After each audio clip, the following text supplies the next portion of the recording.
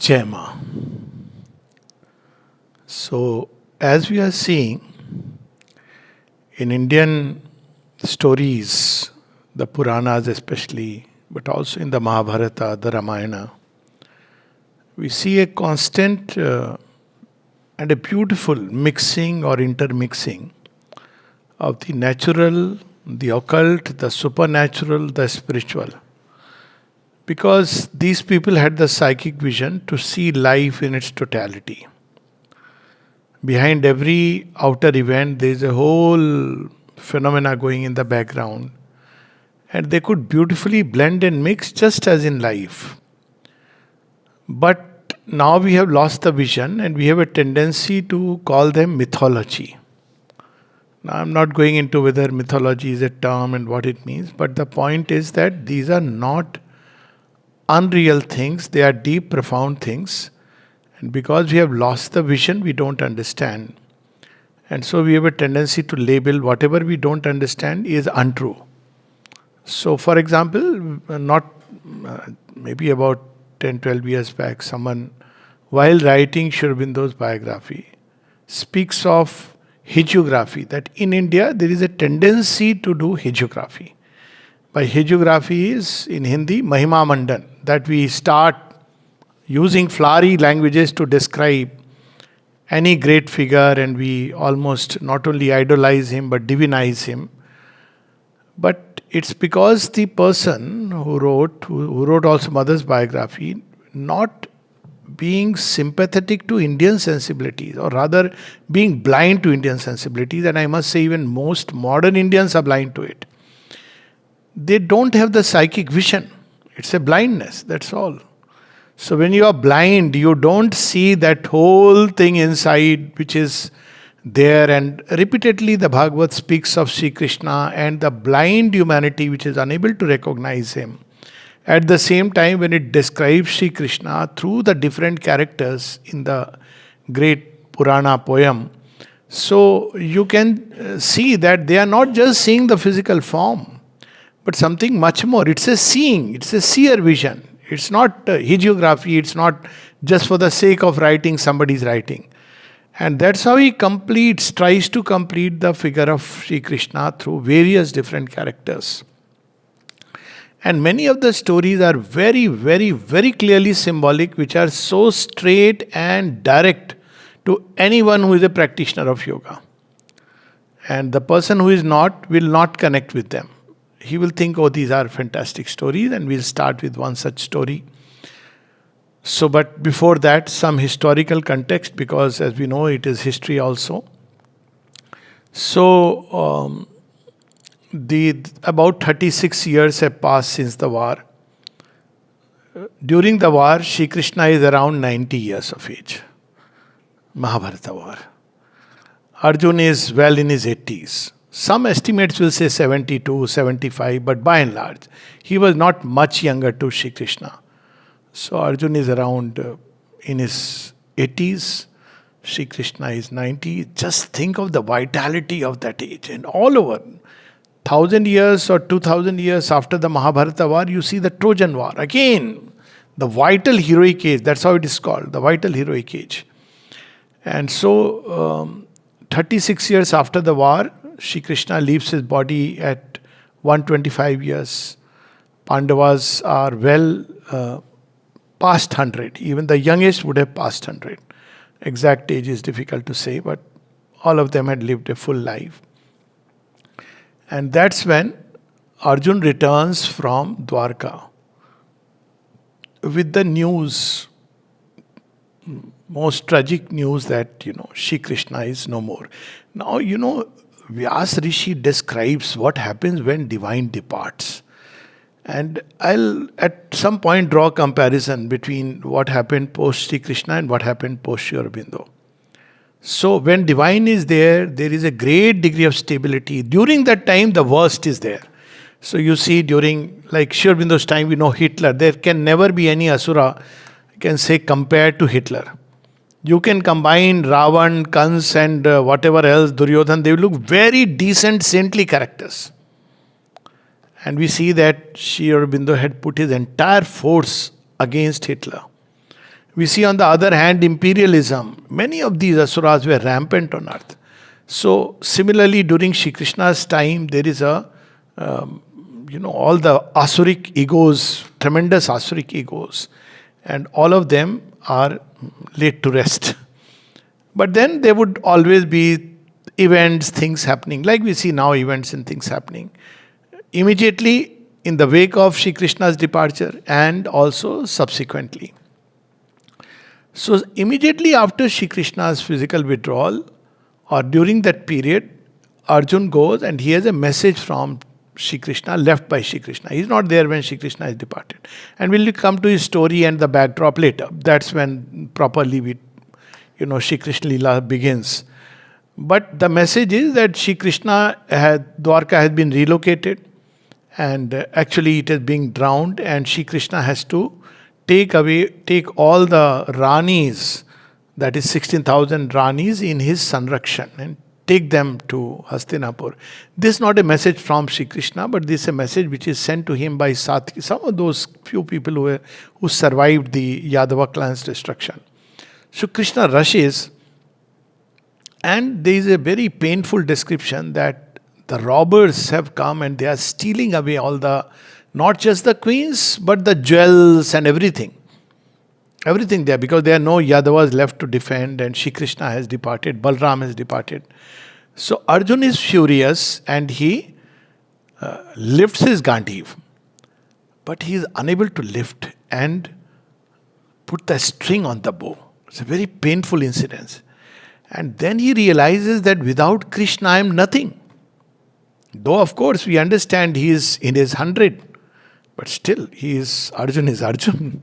He is unable to string the bow. He is unable to do anything. So desperately he runs after the robbers, holding the Gandiv and using it like a lathi. And he tries to beat them, but they simply outsmart him and they are on their heels, they run away.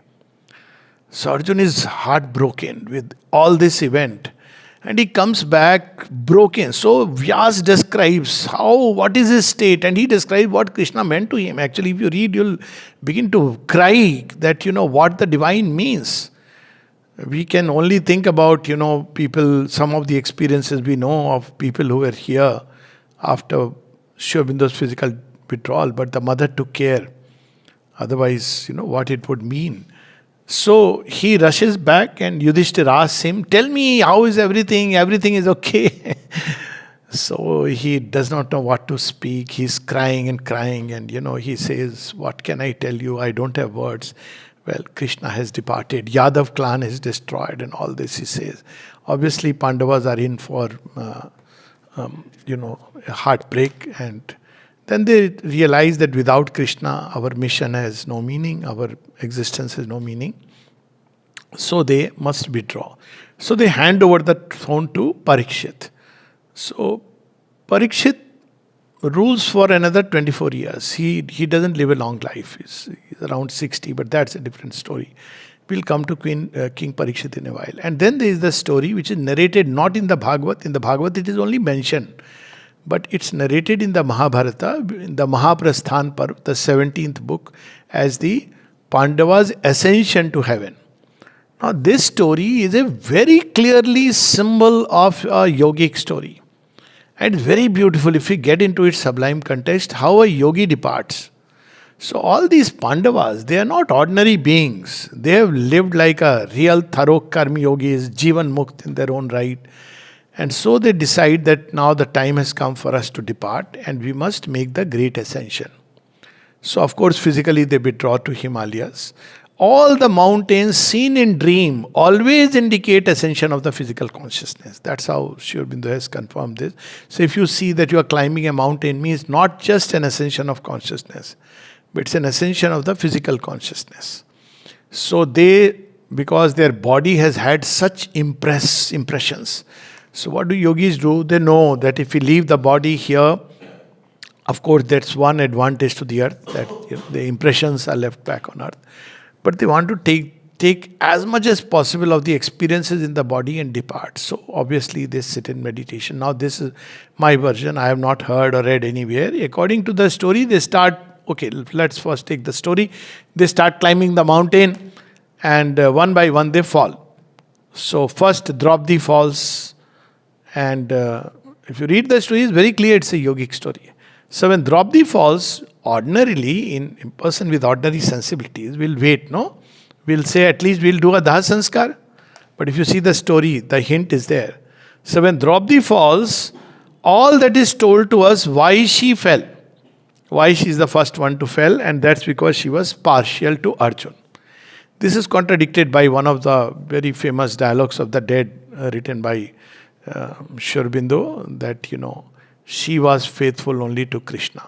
So, but that's a different thing. Let's come to Vyas story.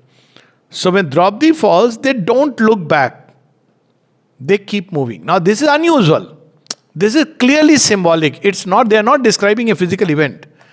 Physical event, they would stop, at least give a Daha Sanskar. But she drops. And then further up, now you see, they're all dropping in the sequence. The youngest, which is again unusual, Sahadev departs, falls. Then Nakul falls. You can't have such a mathematical calculation. Then Arjun departs, then Bhima departs, and then Yudhishthira is left alone. At no point of time they look back or do any cremation or anything for those who are left behind. It's like almost like cruel, heartless beings they are moving, which is not true, obviously. Certainly not for Yudhishthira, who is caring even for the dog. And somehow there is a dog who is accompanying. So symbolic story, but first the story. So when he reaches a point where physically he can enter into heaven. So the guardians of the heaven say, "Sir, you have done very well. Come first in the race. Please enter through the main door. Heaven welcomes you physically." And so Yudhishthira wants to take the dog and go inside. And they had told, no, it's on, dogs are not allowed. And remember who wrote dogs and Indians are not allowed? See, it's very interesting. Dog represents faithfulness, is dharma. You don't leave ever. So Yudhishthira says, then I refuse heaven. I'll not give up the dog. This is my dharma. I've taken it on myself. He has been faithful to me. It's my duty to be faithful to this dog. So then they say the dog changes into Dharma himself. He is Dharma, none else but Dharma, because Yudhishthira is the son of Dharmaraj. So you see the symbols are very clear, and he says, no sir, I'm basically we were trying to test you and you have passed with flying colors. Please come in. And then he says that, you had told half a lie. You remember? He says, yes. So you have about a few minutes in hell, and then you can go to heaven and dwell there forever, for a long, long time. So Yudhishthira says, where are my family? Draupadi has gone, everybody has gone. He said, they are in hell. And then it's recounted that Draupadi did this, and Sahadev was very proud of it, very egoistic. Sahadev was very spiritually developed, but very egoistic. He had the capacity to see things in the future. So, obviously, spiritual ego is the worst ego.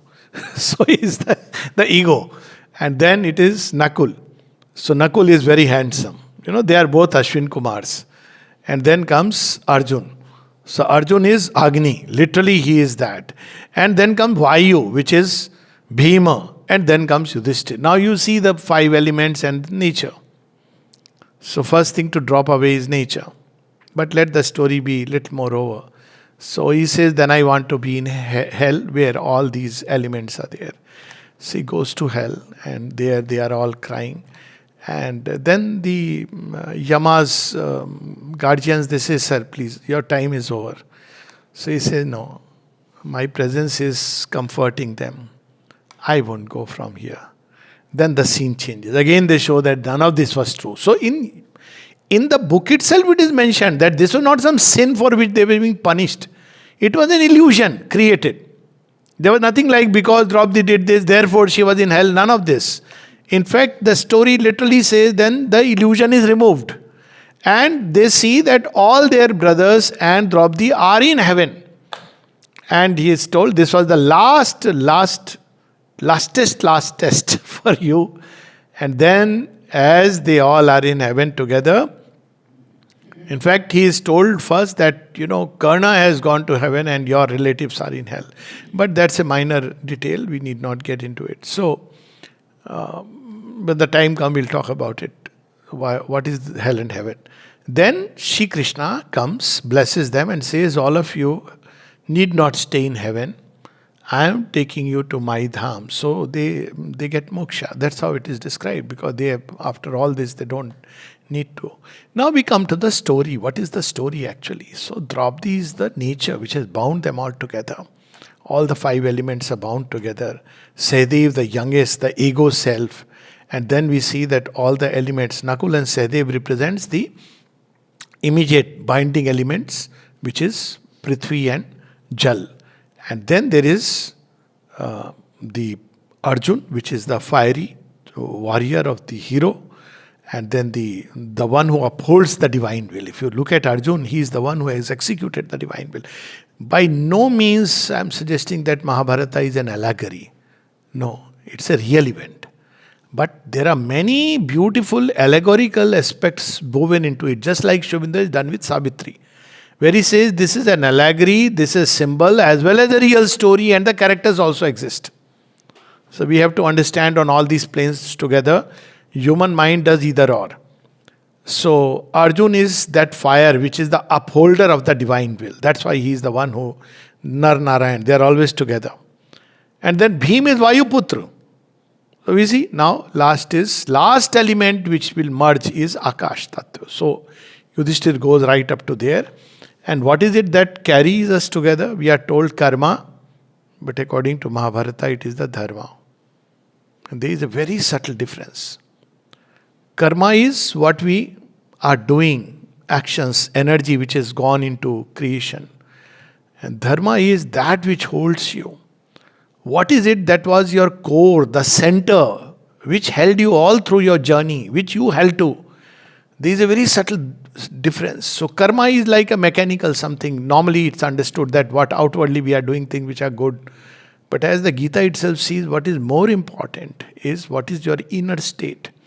Are you united with the divine? That's how he says, Sri Krishna, that I'll deliver you from all sin and evil. Do not grieve. Man mana bhav mad bhakta madhyaji manamaskuru. So that's the subtle difference. And that's the dharma which we see. Dog is a symbol of faithfulness. So when you are steadfast, faithful to the truth that you stand for, which is what Yudhishthira is about. Now what is this physical ascension? So this has been an effort since the time of, if you read the epic of Gilgamesh and many epics where there has been an effort at physical immortality. There has been the Asuric way and there has been the subtle ways. Shobinda takes it to its ultimate possibility. So now physical body you can't literally, it's not about transformation of the physical body.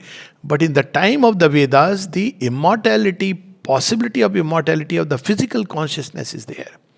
Physical consciousness can arrive at immortality, and that's precisely what the Pandavas are attempting, or that, the whole thing is shown that how far you can go. Now there is another interesting symbol of the story. Where do they ascend? If you read the text, it is Sumeru Parvat.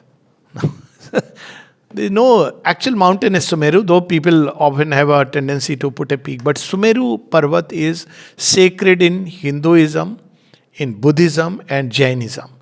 And Meru is invariably the spine. Sumeru. So the consciousness is ascending through the spine to higher and higher realms. So very clearly it's a symbol where different levels, and finally through the Sumeru Parvat they reach, the physical consciousness is able to reach the heavens. That's not transformation. Heavens is still a mid-world. You can take the entire physical consciousness and go up to the heavens of the vital world, which is where warriors go, which is wonderful. But Sri Krishna comes and takes them still further into moksha. There they have to discard this. Now has this got any correspondence in other yogas? Yes, you will see that Kabir and Guru Nanak, there is an identical story. I don't know whom does it fit, but both identical story is narrated. So their both bodies disappeared. It is said that if a person can remain in samadhi for Some would say 21 days, some would say 42 days. Then your physical body will disappear because it is withdrawn into the pure existence. So there are yogic ways which have been known. And here in Sri Aurobindo's own yoga, we see Pavitrada doing this feat, but something still further. He didn't stop at any heaven. He took the entire physical consciousness right from the cells and put it in the mother. So what happens to the gross body? Gross body remains on earth. Gross body remains. But right up to the subtle physical, the physical consciousness is taken up. So Pavitrada did that, and mother speaks of him that I never imagined that he will be able to do it. Even she found it very, like, how could he do it? He was just about 69 or something, and he did that. Whole night he was extracting the body. It's a similar process which is being described by Vyas Rishi about the ascension of the Pandavas and the possibility of ultimately, physically, by physically is meant the consciousness, right, which is engaged in the physical, extracting it out of the last bit of snare of ignorance and taking it right up to the possibility of, Swarga, or Swarga was actually Swarlok, which is the realm of the mental world created by the rays of the supramental. That's what Swarlok. In vital it is called as Swargalok. So we need not, that's not important. So that's the ascension of the Pandava story, which is very interesting, very symbolic, very clear. If we read through the Sumeru, as I said, Draupadi, then step by step, they are not turning back. This used to strike me as a child, that how can he do that? Okay, she died on the way because she had done something. But Pandavas don't look back. You cannot look back. Your elements, it's also a kind of description of what happens during death, which is described in several places in Bhagavat Purana.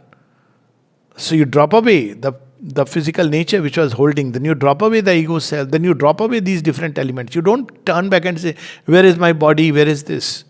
A yogi doesn't do that, he departs. So this is the whole process through which they depart. All the symbols together. Now Parikhit is there, and now comes the interesting part of the story. Sri Krishna, by his presence, had held back all the different forces at bay. You see, physical presence means what? The moment mother had physically withdrawn, Auroville started boiling. What happened during that time is a story to be read. Terrible fights, quarrels. If you read the history of what was happening in India, you see, 80s, all this started. Khomeini today, we are just 50 years here, turning circles. And around the same time, you see, Kashmir problem came up. 80s, again 80s, late 80s. So, because they had kept, their physical presence keeps these things away. And suddenly, all this starts rushing in to occupy a place. So, Kali entry is that physical presence of the divine keeps away many things because they are scared, these forces. But as soon as they depart, they try to gain entrance. And they are allowed. That's a different thing. We'll come to that later. Why they are allowed. That comes in Janmejaya Sarpiyagya. They are allowed. So that's when we see Kali making an entry. One day King Parikhit is going. And he's again very dharmnisht king. As we know that he is in a way child of Sri Krishna because he has saved him in the womb. And right in the womb, he had the darshan of Sri Krishna. A very interesting story about King Parikhit. So when he was in the womb, he saw this miniature being with 4 arms protecting him. So Parikshit, from the time of his birth, remembered this, that there is a being which I saw. And all his life, he was meeting people to find who was he whom he saw. Very fascinating. He was like a yogi from birth. No wonder he left at, relative young age at 60. But he was searching for who was he whom I have seen. Because he saw the being with 4 arms and trying to recognize the face, facial recognition. But he is unable to, find it. He hears the stories of all the great stories, but he wants to meet that specific being. So he is himself both dharmnist, he is himself a yogi, he is a Raj Rishi, that's how he is described. Like all the Pandavas and these kings. So when he is going one day on in the forest and he sees that there is a cow. with a bull. Now see, the story is very clear. Bull is with a one leg, he's standing with one leg. And there is a man who is dressed up as a king, but is of a very lowly nature. So he is the man who is very cruelly and mercilessly beating the bull and the cow, and they are urinating, and it's a very miserable state. So there is a little dialogue before Parikhit sees them. It's the cow who meets the bull, and they have a conversation. So who is cow? Cow is Mother Earth. Now you see why cow has been sacred, why cow was like a bhakti. Whatever gives you plenty, Kamadhenu, the cow of plenty.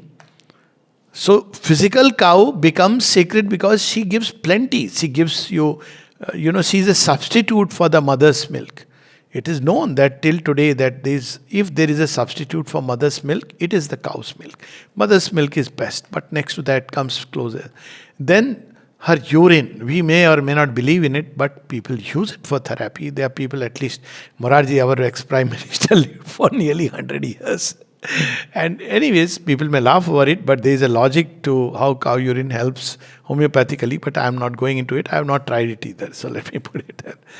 Cows, even cow dung is used, both for gas and for, igniting.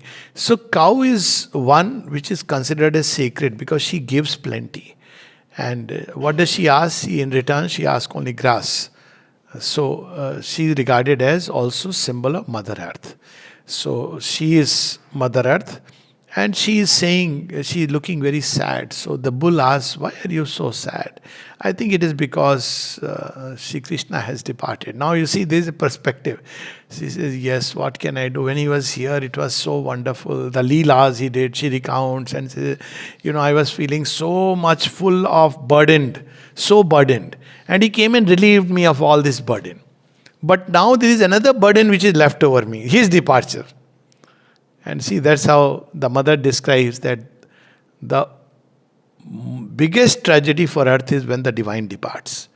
And because he comes primarily to transform physical matter, so now all these stories will fall in line. So she says, I had such a wonderful time. Everything was so beautiful. He was taking care of everything. I didn't have to worry at all. See, and then says, once he is departed, I miss him so much. And, she is full of tears. She is very unhappy simply because Krishna has withdrawn. She knows. And she says, see, now this kind of fellow has come because that man who is beating, he has also come. Then just then, King Parikhit comes on the scene and he says, what is this? Who is this? Who are you? Who is this fellow, cruel man in my kingdom? He dare not do this. And then the cow says that, the bull, he says, who has done this? Because he's standing on one leg. He says, how come? Who has tortured you? So the bull describes a very interesting conversation. The bull, who has done this to you? So bull says, obviously bull is speaking, please, it's clearly symbol and there is no mythology in it. There is a profound truth in it. So the bull says, regarding what happens to you in your life, there are different ways people put it across. Some say it is because of your karma. Some say it is, because of fate, bhagya. Some say it is the doings of the Lord, the leela of the Lord. I don't know. You can decide what it is due to. So when Parikhit hears, he says, this cannot be uttered by any ordinary person. Even though you have suffered, you are not blaming anyone for this condition. That's the thing. The bull doesn't say, this fellow has done this to me. You're not complaining. You can only be dharma. Because it's only dharma which teaches you to look within and search the causes inside of the problem that you are experiencing. This is the sign of dharma. Those who don't live by dharma blame something outside, complain others, because they are living by a dharma. So all the time it is somebody outside you. Those who live by dharma, they look within. So he says, you have looked within and you have searched for the cause within. You have not blamed anybody for your condition. You are dharma. And the bull says, yes, of course. So what about your legs? He says, when Sri Krishna was there, I had these 4 legs. Now you see the legs of dharma, limbs of dharma. He says, my leg was tapasya, pavitrata, purity. So tapasya, ascesis, purity, kindness, love, compassion. And the 4th leg is satyam, truth. So tapasya is that concentrated, human beings were concentrating their energy in uplifting endeavors. Because Sri Krishna was there, so automatically dharma was there. All that was happening was lifted up as if automatically towards the divine. That's how Mother also says in one of the prayers. And then kindness, love, we know Sri Krishna embodies that, compassion. So this is the 2nd limb. And the 3rd is, of course, purity. And 4th is Satyam. Now the 3 legs are gone. Only on truth I am standing. But this fellow wants to cut it. The Kaliyuga is falsehood. So he says, this person wants to remove. So first Parikhit restores the legs of dharma. That is a bull. And then he says, you fellow, you are masquerading as a king. See, every detail is so beautiful. So Prithvi says that, well, these are the kind of people who are going to come. What will be my state? When people who are of very low quality, they will become kings. So Parikshit says, no place in my kingdom, you be out. And he wants to drive Kali out, rather kill him. And Kali plays that ultimate game. He takes Sharnagati of Parikshit. He says, I surrender myself to you. So now he says, I am Arjuna's grandson. Once you have surrendered, I cannot harm you. Remember mother's story? Falsehood says, I accept that I will be defeated. But till then, I will do whatever I have to do. Exactly the same thing happens. He says, all right. So he says, but you go to some other kingdom. He says, where will I go? Wherever I go, I see you coming with your bow and arrow. I'm afraid of you. So where will I go? So he says, okay, you go to 4 places. First he gives him 4 places. So we can understand the story, very clear symbol. One, you go to Las Vegas. I mean, gamblers' den, wherever gambling is going on. Second is you go to a tavan, wherever people drink and, So there you go. Third is where people are doing Vaishya, Vritti, Paristri. They are indulging in lustful activity. There you go. Not with this thing, but which are obviously like prostitution, places like that. And the 4th is, he says that these are the 3 places he tells him to go. And the 4th is, 4th is wherever people are indulging in lying. There you go. So he says, okay, I'll go there, these places. He says, one more place you give me. So he says, okay, you live wherever there is gold. So he enters in the crown of King Parikshit. Now you see, it is so interesting. And when you see the cycle turning, the return of gold back from, at one point gold was regarded as a currency. All money world, Mother spoke of the 3 places where there is the strongest influence of falsehood.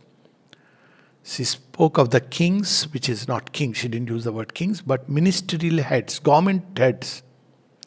She said it's the most difficult people to change because they are fully under the influence of falsehood. So that's how she speaks of this Asura as the Lord of Nations. And you see, that's how he came, masquerading as king. Then the second place, he says, wherever there is money, financial world, falsehood. So here also is told that wherever there is, of course, gambling and all that, there you go. Wherever there is gold, there you go. Wherever there is the people who are lying and slandering, there you go. And finally, Mother says that wherever there is this kind of a lustful activity where, various forms of lust, not just about sexual act with a woman, but many such things. So there you can go. She says these are the three strongholds of the Asura, and it's there in the Bhagavat very clearly. It's some variation here and there is a different thing. Now she's not referring to love, she's referring to a pure, an act which is simply a animal act like what, or Rakshasic act or Asuric act. That's what they're referring to. Not about the normal things which happen in life. So then he says, okay, he sits with King Parikshit's crown. He doesn't realize he has unwittingly given a place to him. And then his buddhi, Parikshit, for a momentary moment, there is a lapse in his thinking. So Parikshit is going another day. He is very tired, very thirsty, and he loses his way, and he enters into a Rishi's hermitage where there is a Rishi called Shamik Muni. He is meditating and he's very hungry and thirsty. So he says, give me some water, give me some water. And this Muni just ignores him. Ignores means he's in his trance. So he gets very angry. He says all kinds of words to him and picks up a dead snake and says, you are like this dead snake, puts him around his neck to see if he wakes up. Whether he is just masquerading as if he is in trance, trying to fool everybody, but he doesn't get up even with the snake. Now he realizes that possibly he has done a mistake.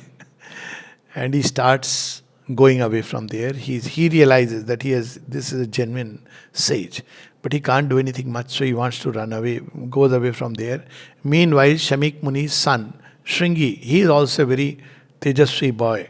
He comes to know that, this has happened to my dad, and he is furious.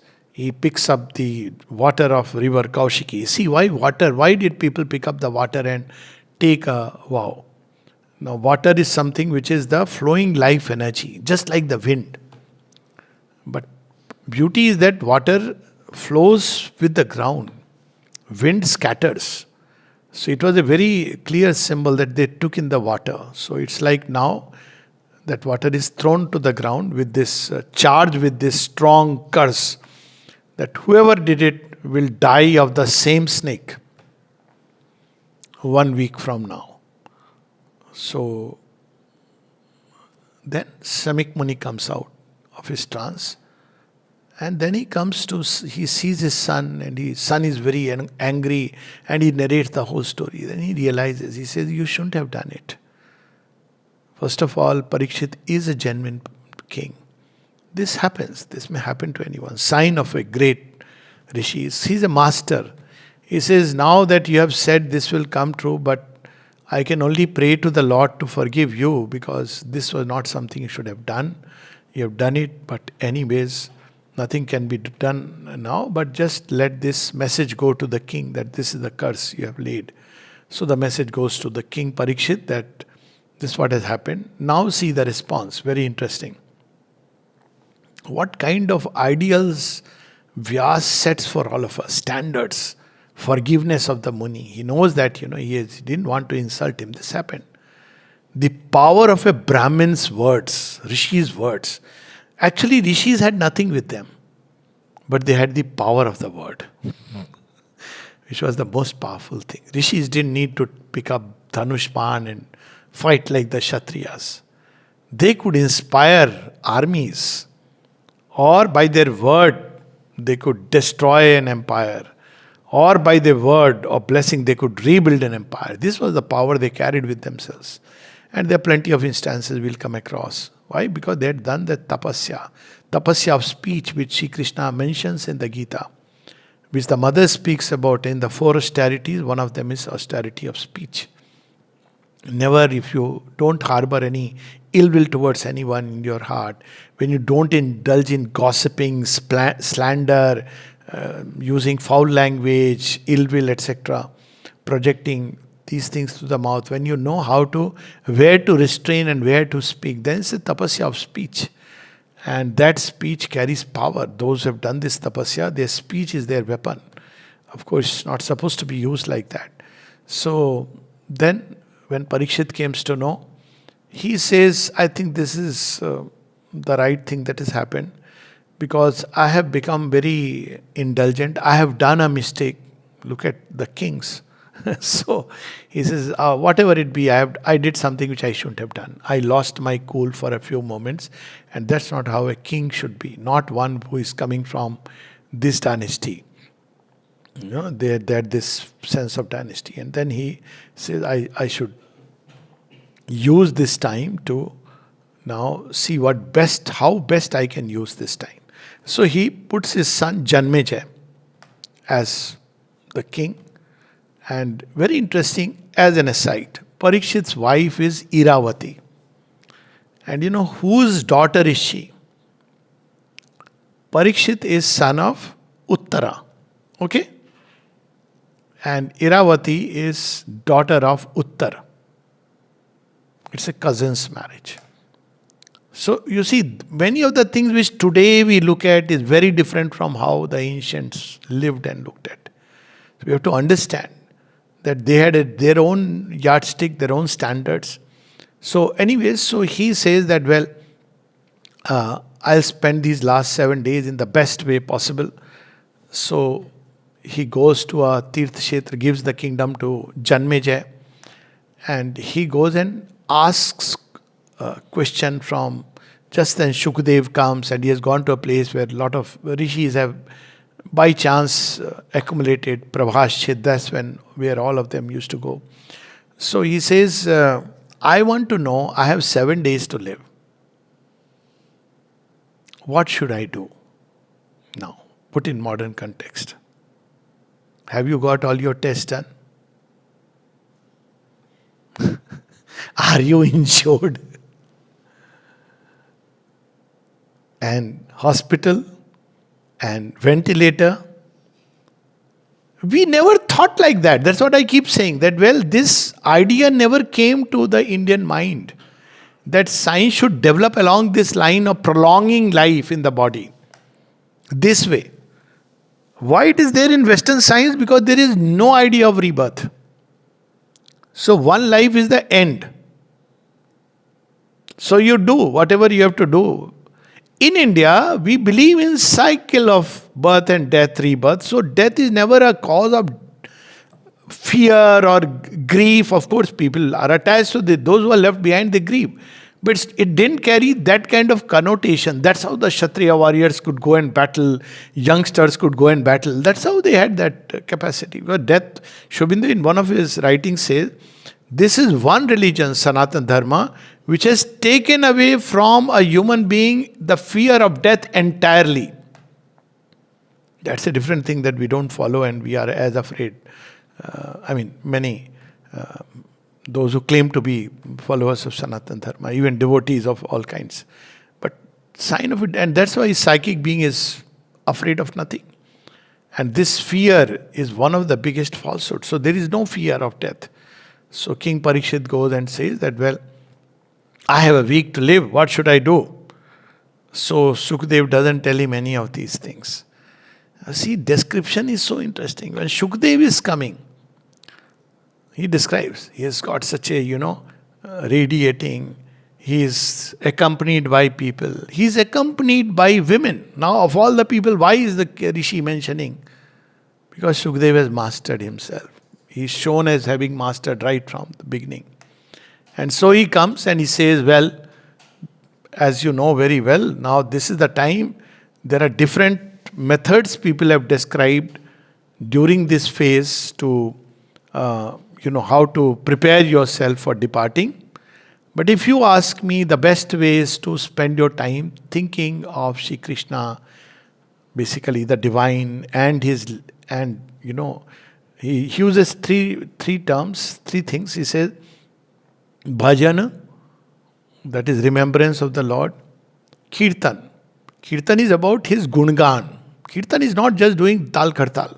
Many people think it's the way Sufis dance, that's a method. You may or may not do it. But Kirtan is about dwelling upon his exploits. See what Sri Aurobindo has gifted us, Savitri. So, because it's about the life of Sri Aurobindo and the mother. So, when you are spending time in the atmosphere of the Lord's life, Gungan, Kirtan, and then he says, Bhajan, Kirtan, Smaran. So you remember the Lord. Bhajan is taking joy in the Lord. So he says, you spend your time like that, and for that, I will tell you the most beautiful story, which is of the Bhagavat, the story of Sri Krishna himself. So we see that different context come. Bhagavat is recounted to King Parikhit by people who have gathered there. Sonak and Sutji are talking about it, that how this was first recounted to King Parikshit. So we should keep putting in context. And then there is a description of, he says, how should I meditate on the Lord? I have not seen, how should I meditate on the Lord? So he says there are different ways you can meditate on the Lord. Because he is told that you think about the Lord, you smaran karo, remember him. How do I remember him? Of course, he can remember by the name. He says, first you should meditate upon the gross body of the Lord. It's very amazing. He says, what is the gross body of the Lord? Then he describes this whole material universe is the gross body of the Lord. Exactly, Sri Aurobindo has used exactly this word, Virat. This is the gross body of the Lord. So it describes the gross body of the Lord, this universe, the directions, and what the ears are, what the limbs are, what the legs are. And he says the entire universe dwells in this gross body. And again, because we speak of, when we talk of Kundalini, we only speak of ascension from the Muladhar to going above. Mother has spoken that there are centers below the Muladhar, and she speaks about the subconscious, the inconscient. That is exactly what he describes, that below the waist, there are the 7 hells or the 7 patals. So the closest is in the Janga, Sutal, which is still okay. Then you have different kinds of patal, Dharatal, Rasatal, and all different names. And then above the Muladhar, you have the 7 higher worlds, which go right from the vital, mental, and ultimately spiritual. And that's some other time we'll talk about it. So he says in the body of the Lord, all of them are there, including the Rasatal. If you read it, it sounds very strange. Why is he holding in himself the Rasatal? He should shake it off, no? Throw it off. He can have a body where feet are all luminous. Why is in the outer body? Because this is not in the Sukshma body that he describes later. Why is in the gross body even Rasatal and all this? That's why there is the drama of hell enacted here. If you read this portion in the Bhagavat, you will understand Sri Aurobindo's Savitri, Book 2, Canto 1 very well. Everything is there in the right proportion. This can only be understood if you bring in the evolutionary dimension. Things start from the inconscient and climb up to there. Which again he brings. He says that, he has his, if you look at this Virat Purush, he has, his forehead is the Brahmin, forehead and the mouth is the Brahmin. That's why I see Brahmin's speech. And then the chest and the bhuja, the arms, they are the Kshatriya. And the abdomen and the thighs, they are the Vaishya. And the feet are the Shudra. All are one in the Lord. It's not like he has cut off anybody.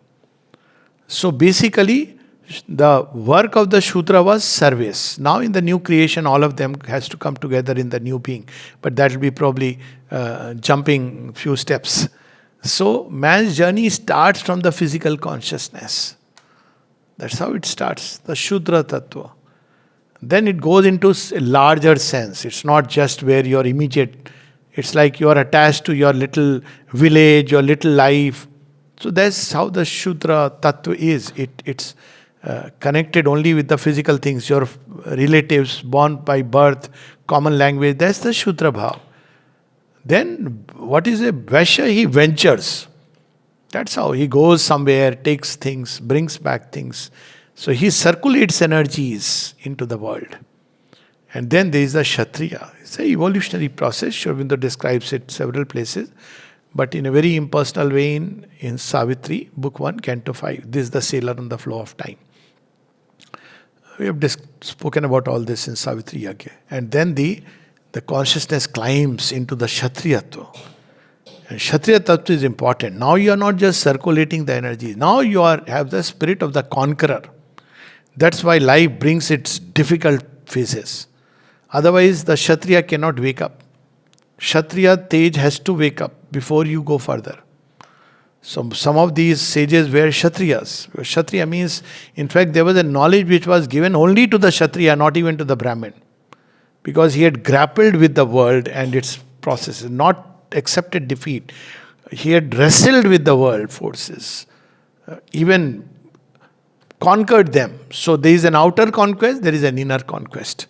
So Kshatriya is about conquering the different dimensions. So all these stories are there. And then there is the Brahmana Tattva, where after you have grappled with the world forces, wrestled with the energies, God is not here to make things easy for us. If He is making things easy for us, that means He has not yet taken us seriously. And if life is difficult, I was talking the other day, and I said, see, some people, the moment they come to the ashram, life becomes very difficult for them. So she says, other person was saying, yeah, and see, as soon as the person has come, this has happened. I said, yeah, specially chosen. Yeah, it's like that because you have now come into that category. So when you grapple, wrestle and qualify, then you are ready for the greater battles of the inner life. Otherwise, you are not ready for that inner battle, which is where the spiritual ascension really begins. So all this is still a training ground. So that's how it is described. And then he gives a small little mention, after which we'll stop. He says, this is just what you should do. Meditate upon the Lord and leave your body, and 7 days are too much. This is too much? Only 7 days, sir? No. He says, I'll tell you about a rishi for whom one muhurt was enough. Now, one muhurt is 24 minutes or 12 minutes. So, it's not one moment. And he passingly mentions the story of Khatwang Rishi. Some people connect him to Khatu Shyamji. I don't think it is really, there is a connection. Khatu Shyamji's story is different, but they say that area is belonged to Khatwang Rishi. So Khatwang Rishi's story is that he participated in the Devasur Sangram. Now you see Muchkund Rishi, they are all human kings, but they are kings who became Raj Rishis who participated in the Devasur Sangram. How? Very simply, there is a constant battle upon earth between forces of light, in modern language, positivity, forces which give hope, love, compassion, joy, peace, harmony, they build this. And the forces of chaos, disorder, disintegration, negativity, doubt, failure, fear, worst. And they are all who lure you, lust, anger, all these are the negative forces, which is the asura. So they have a reality in their own world, subtle world, but they influence human beings because they want to conquer this earth.